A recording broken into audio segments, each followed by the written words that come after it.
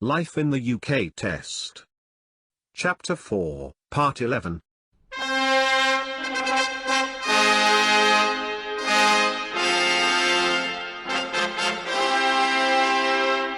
Disclaimer. This work is independent and non-official. It is a free help based on life in the United Kingdom. A Guide for New Residents 3rd edition handbook. December 2015. Chapter 4, Part 11. Arts and Culture. British Poets. British poetry is among the richest in the world. The Anglo-Saxon poem, Beowulf, tells of its heroes' battles against monsters, and is still translated into modern English.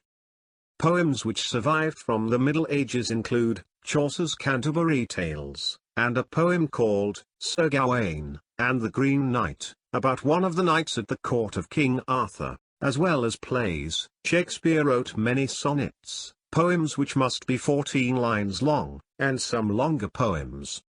As Protestant ideas spread, a number of poets wrote poems inspired by their religious views. One of these was John Milton, who wrote Paradise Lost. Other poets, including William Wordsworth, were inspired by nature. Sir Walter Scott wrote poems inspired by Scotland, and the traditional stories and songs from the area on the borders of Scotland and England. He also wrote novels, many of which were set in Scotland. Poetry was very popular in the 19th century, with poets such as William Blake, John Keats, Lord Byron, Percy Shelley, Alfred Lord Tennyson, and Robert and Elizabeth Browning. Later, many poets, for example, Wilfred Owen and Siegfried Sassoon, were inspired to write of their experiences in the First World War. More recently, popular poets have included Sir Walter de la Mare, John Masefield, Sir John Betjeman, and Ted Hughes.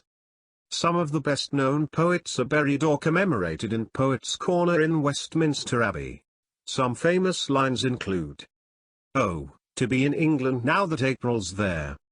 And whoever wakes in England sees, some morning, unaware, that the lowest boughs and the brushwood sheaf round the elm tree bole are in tiny leaf, while the chaffinch sings on the orchard bough. In England, now." Robert Browning, 1812–1889, Home Thoughts from Abroad. She walks in beauty, like the night of cloudless climes and starry skies. All that's best of dark and bright meet in her aspect and her eyes. Lord Byron, 1788–1824, She walks in beauty. I wandered lonely as a cloud that floats on high o'er vales and hills, when all at once I saw a crowd, a host of golden daffodils.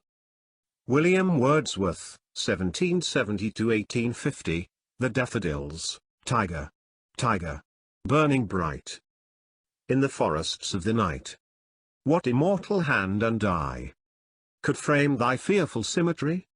William Blake, 1757–1827, The Tiger. What passing bells for these who die as cattle? Only the monstrous anger of the guns, only the stuttering rifle's rapid rattle, can patter out their hasty orisons. Wilfred Owen, 1893–1918. Anthem for Doomed Youth. Study Materials. All chapters from the study materials are Crown copyright and have been based on life in the United Kingdom. A Guide for New Residents 3rd edition handbook. All photos are borrowed from wikipedia.org under the Creative Commons Attribution Share Alike 3.0 unported. This work is independent and non-official, prepared in December 2015.